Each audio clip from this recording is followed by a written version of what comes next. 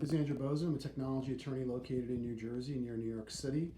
Represent companies seeking to have mobile apps, SaaS, and software apps developed. I also represent developers. I negotiate the software development agreement for either party that hires me, and I also do statements of work, scope of work, the attachments to the agreement that deal with the deliverables. I'm also an entrepreneur. I'm building and scaling my second SaaS company with partners, Delaware C Corporation, as a general counsel. I'm very familiar with the software development process.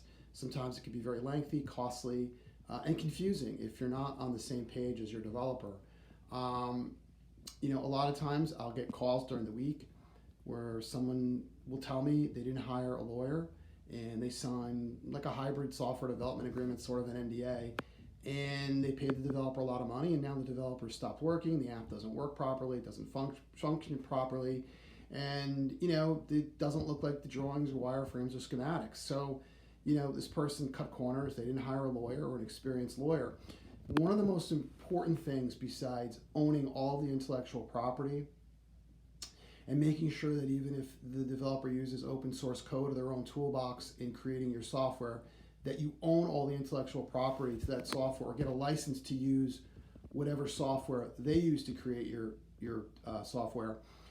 It's important that there are milestones created in which everybody's on the same page. That, let's say there's 5 phases of development, and let's say the second phase is building the front end.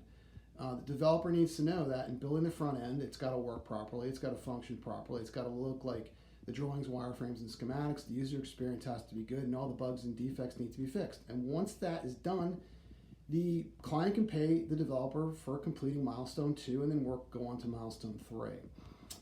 This video is for informational purposes only. If you need legal advice about negotiating or reviewing a software development agreement, please call me, Andrew Bosin, at 201-446-9643.